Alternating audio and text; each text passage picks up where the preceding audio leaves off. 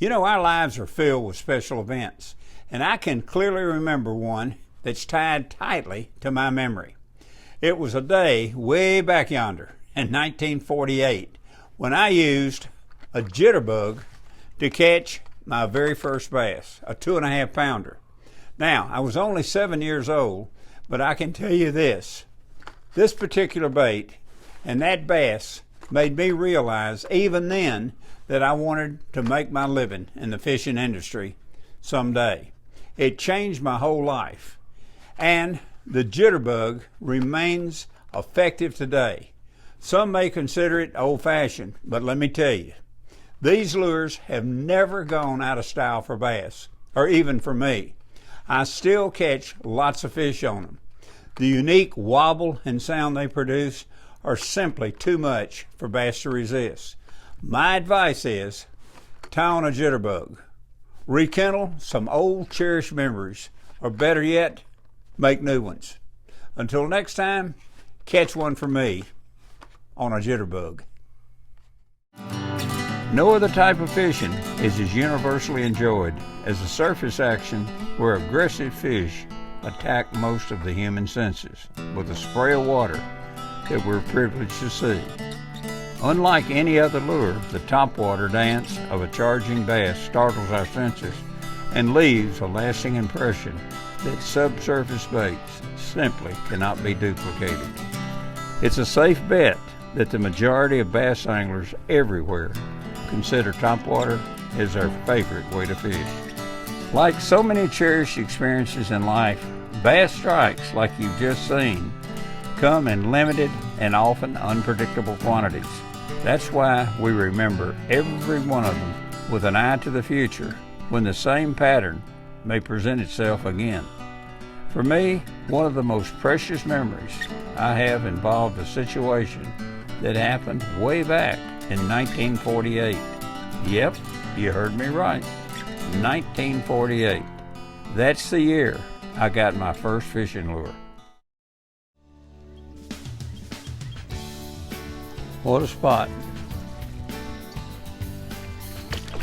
There he is.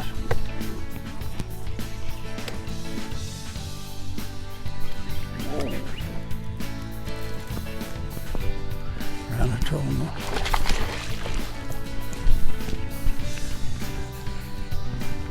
Good and too. Grabbed it right at the boat. Oh yeah. Come there, pliers. What a nice one. Ooh. He liked it. Oh, that's a dandy. All right, we're going back. See ya. Whoa! Boy. You know, there's just something mighty exciting about watching the jitterbug work.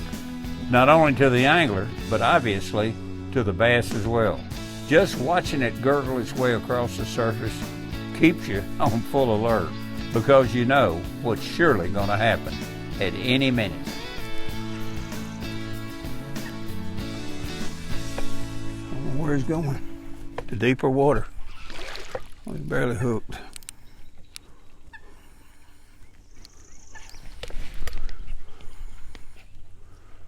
Well, he's a big old fish.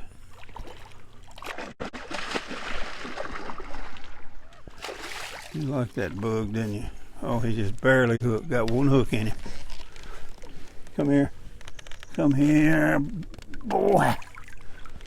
Whoa, what a bass. Whoa. Look at that. One hook. It just fell out. You talk about a big one. Woo! Man.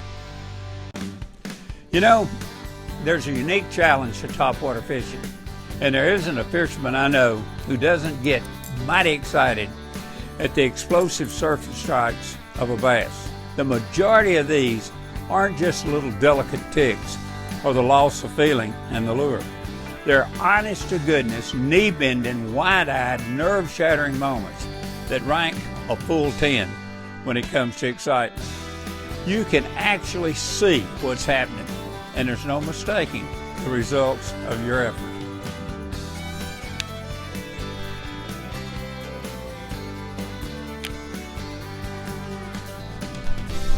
There's one.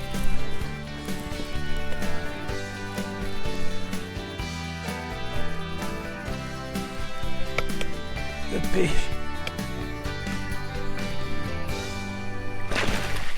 Oh, buddy. A big old fish.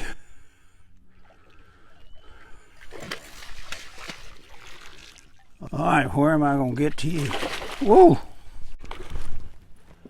I got you. Look at that one. Whoa! You don't see a pretty fish. Look at this one. Whoa! That big old gut on him. Whoa! Ah, wait. Working a jitterbug is very easy because it has its own built-in action.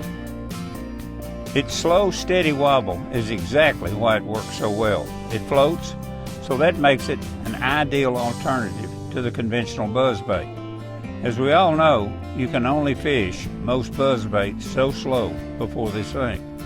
Arbogast jitterbug, on the other hand, can be stopped at any time, even right up next to an object, and that can be really productive.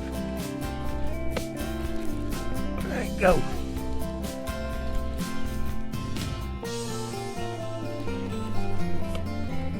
Another good one. Oh, that's a good one too.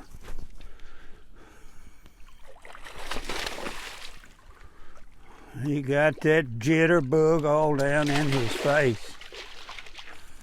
Jitterbug right here. Oh. I'm going to show you the head on a big old fish. There's one out. You jitterbugged that one, didn't you? Look at that one. Oh, let me tell you something. You know, it takes just as much knowledge and experience to be effective at topwater bass fishing as it does to fish underwater structure. There's simply no shortcuts. But if you've always yearned to learn this phase of the sport, the best advice anyone can give you is to try to go fishing with the best topwater fisherman in your area. And if he agrees to take you, spend every moment, every single moment you can, closely observing everything that he does. Your mission is to learn all you can, so try to copy what he does and don't argue with his method. And don't try to impress him with your knowledge. Your primary mission is to learn, and no one is going to fight you to share their knowledge. Observe. Observe, observe, observe. Learn how he casts, how he works the bait, at the speed he works the bait, and ask him questions. Ask him lots of questions. Ask about using the many different types of topwater baits and learn from it. It'll help you a lot. I was asked this question: is it true that the main reason largemouth bass are found in thick vegetation during the hot days of summer is because the cover provides cooler water that's created by the shade of the weeds? Well, not exactly. This is another one of those misconceptions. In fact, relatively dark aquatic growth actually acts as a solar collector. As the sun beams down on the matted cover, it's not uncommon for the weeds to absorb and radiate the heat to the water around and underneath them. Surprisingly, water temperatures in these locations can actually be higher in some locations than it is in weedless areas of equal depth, especially in thick matted areas that have no current or wave action to flush out the heated water. It doesn't occur in all areas, but in some areas it does.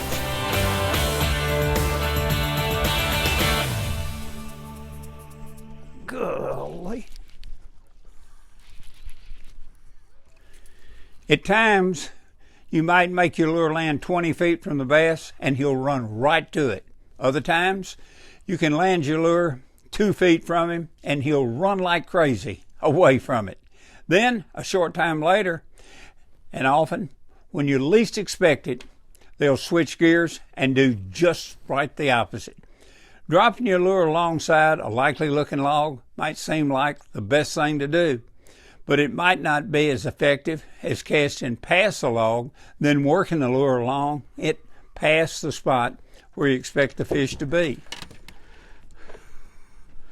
Look at that big old fish. Woo! When fishing topwater, you'll always need to consider such factors as the amount of sun and wind, type of cover, and the time of the day. At first light in the morning, water conditions are generally calm, and there's very little noise. Your odds for success at this time of the day are in favor of a quieter approach, or a lure making very little commotion. A half hour later, when the sun is higher and things seem noisier, you might want to increase your retrieve. More up in the day, if a little chop shows up on the water, you might try working it a little bit faster, possibly creating more of a gurgling type sound. You've probably heard that old cliche, let the fish tell you what they want. Well, I'll have to tell you, I've never had a fish tell me what they want. Old-time fishermen used to say, cast your topwater lure out and then wait until all the rings disappear before you move it. Well, sometimes that may work, and other times it doesn't. You just need to constantly experiment with different actions and speed. Many times the strikes on a topwater bait are inspired by hunger, and other times the strike occurs when the fish are just reacting to the commotion these baits make on the surface of the water. This is a beautiful fat fish. Look how fat that baby is. Is that not a fat one? Look at that. Whoa! Oh, one thing I didn't mention, and that's color. Now, I personally like darker colored topwater baits on darker days because they silhouette. And I like lighter tone colors on brighter days. I'll tell you this right now. Although this bait is white on the bottom side, when you throw it out on the surface of the water and you get under, if you were underneath looking up at it, it's going to look dark. It's like a white bottom boat. You get under the water and you look up at it, it's going to look dark. Another thing I can tell you for sure, when conditions are right for them, days like today, I tell you what, I just absolutely love the side-to-side wobbling action and the unique sound this little guy, Jitterbug, makes. That's what makes it a real winner in such a high percentage bait. Now, if you want to add something really special to your fishing, tell you what you do. You tie on a Jitterbug. Thanks so much for tuning in, and we'll catch you next time. Now I've gone fishing with Bill Dance today.